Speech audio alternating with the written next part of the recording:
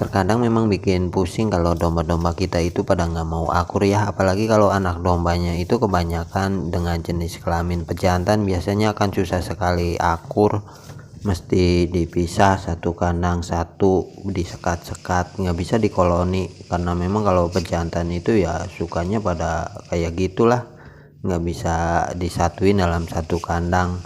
Dulu juga saya seperti itu.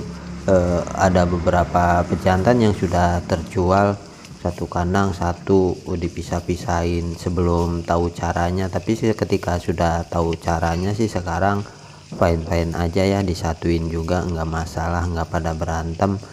Terkecuali yang satu ini karena memang penanganannya masih menggunakan metode yang lama, belum menggunakan metode yang baru, jadi nggak bisa disatuin. Kalau disatuin nggak bakalan mau akur, apalagi kalau disatuinnya masih bawor ini, ya udah pasti habis deh kandang, pada rusak semua, termasuk yang ini juga pasti akan jadi sakit. Makanya saya pisah, walaupun sebenarnya sih ini domba udah laku ya, cuman belum diambil sama konsumen, nitip untuk beberapa hari. Oke, jadi sore hari ini kita mau ngomongin bagaimana sih caranya agar anak domba atau domba pejantan kita itu pada mau akur.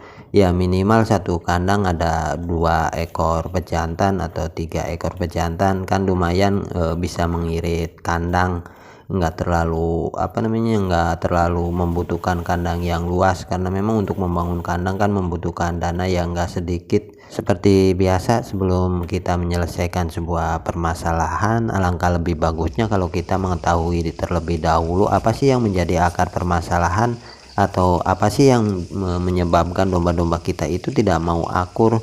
Ya, yang mesti kita ketahui di sini bahwa domba itu hidupnya secara berkoloni, bukannya individu ya.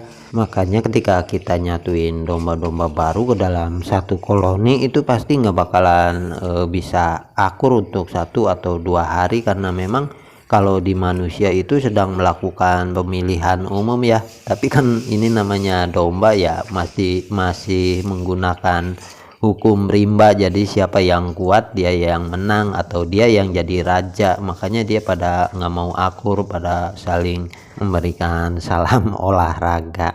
Terus solusinya gimana? Kalau menurut saya ya solusinya disatuin dari semenjak kecil, semenjak dini seperti ini. Tujuannya biar apa ya, biarpun melakukan pemilihan umum, saling salam olahraga, tapi kan akibatnya nggak bakalan terlalu fatal atau nggak bakalan fatal, karena memang tenaganya belum terlalu kuat atau masih lemah. Punya saya aja ini disatuin setelah 1 minggu melakukan persalinan, sudah saya satuin, sudah saya masukin ke dalam satu koloni.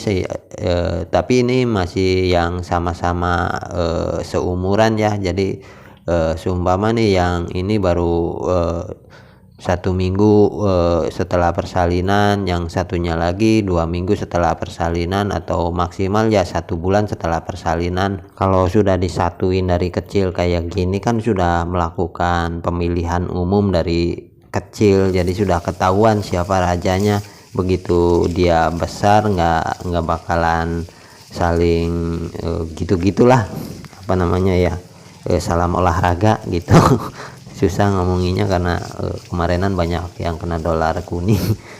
Nanti ini ketika di sapi tetap jadi satu koloni ya, jadi yang anak-anaknya ini dijadikan satu kandang, 2 pejantan 2 betina, enggak kita masukin dari anak yang lain. Pasti kalau dimasukin dari anak yang lain nggak bakalan mau akur.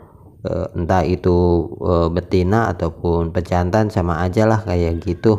Dengan metode seperti ini insya Allah ya bakalan pada mau akur, karena memang udah bermain bersama dari kecil, jadi nggak bakalan saling berebut lah gitu. Ini yang kandang sebelah sini malahan ini nantinya itu satu koloni itu ketika kita sapi itu 3 pejantan 2 betina, Sampai detik ini sih masih akur-akur aja. Ini bahkan malah disatuin sama yang gede-gede, kemarinan disatuin sama si itu tuh, sama si cepot. Tapi ya karena si cepot udah terbiasa disatuin dari semenjak kecil, ya nggak mau seruduk-seruduk sama anak-anak domba yang kecil ini.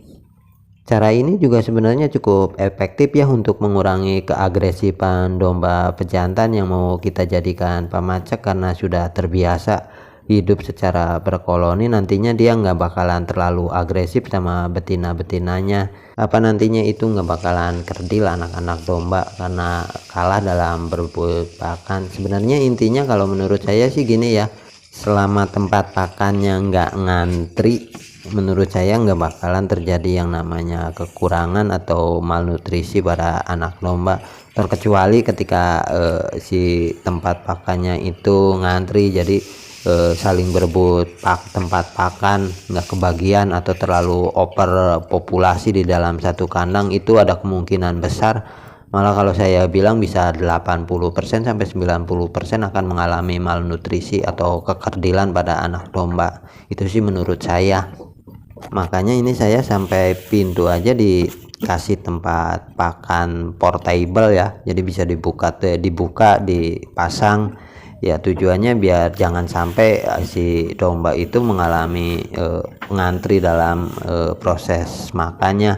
Usahakan ya ada space lah, ada tempat tersisa, jadi bila mana digeser-geser sama domba-domba yang udah pada gede, jadi ada tempat untuk pindah dia makan.